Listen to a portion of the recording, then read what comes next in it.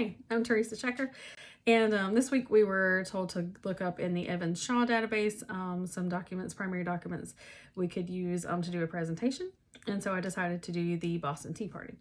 So disguised as Native Americans, colonists boarded 3 British tea ships docked in the harbors off of Boston in protest of the Tea Act of 1773. This act would have allowed the East India Company to form a monopoly. And the colonists were tired of taxation laws. One of the reasons they came over here was they were tired of tyranny and taxation. And they decided to rebel against this. I found a primary source document that showed that as soon as November 29th of 1773, they started to meet about these laws that were being passed. And so November 29th, 1773, there was a ship that had come over. And they basically tried to tell the owner of that ship, we don't want you here. And the owner said, I've been tasked with coming here. I don't know what to do. And so the governor basically told him, you can leave. That's what you can do.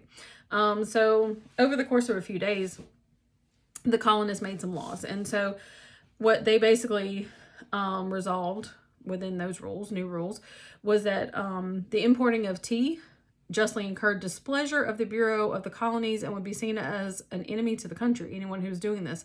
Further, it was resolved that the colonists were allowed to prevent the landing and sale of tea coming from Great Britain. This was decided as soon as December 1st, 1773. So the night of December 16th was not something new. This wasn't, they didn't suddenly just decide, hey, let's go throw all the tea in the harbor. This was coming. This was something that was, already brewing. So a song I thought was interesting. Being someone who loves music and used to teach piano, I love anything that was written as music.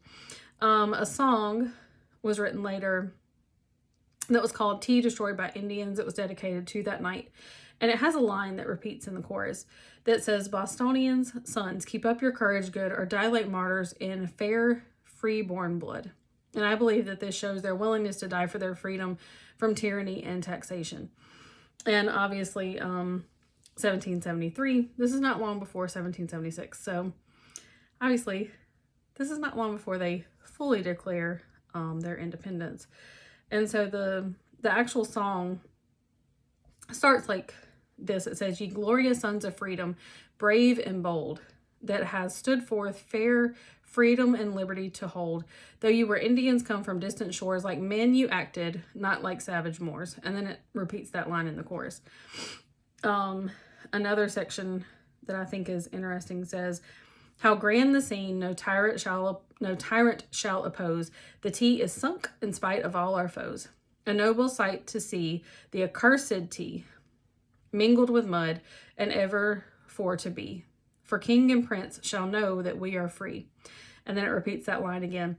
Bostonian sons, keep up your courage good, or die like martyrs in fair, free-born blood.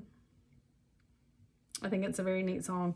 And again, that was written in 1773, not long after all the tea was sunk in the harbor.